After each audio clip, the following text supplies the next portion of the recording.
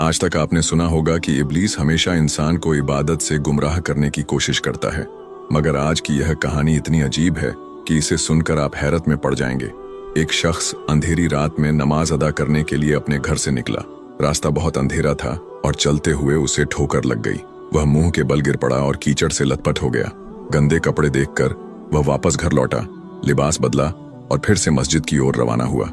अभी कुछ ही कदम चला था कि उसे दोबारा ठोकर लगी और वह फिर गिर पड़ा, मगर उसकी हिम्मत कम न हुई। वह फिर घर लौटा, कपड़े बदले और एक बार फिर मस्जिद की ओर बढ़ा।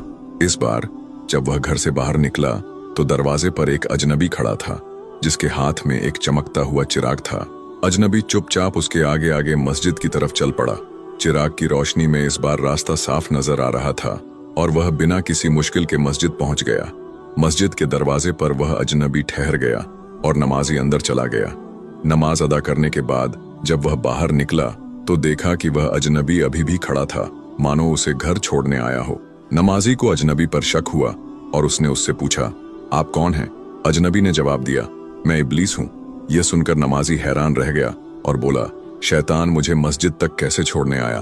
तेरा काम तो लोगों को गुमराह करना है।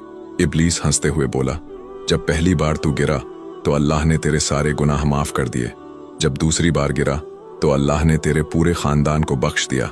मुझे डर था कि अगर तू तीसरी बार गिरा तो अल्लाह पूरे गांव को बख्श देगा, इसलिए मैं चिराग लेकर आया ताकि तू बिना गिरे मस्जिद पहुंच जाए। यह सुनकर नमाजी की आंखों में आंसू आ गए।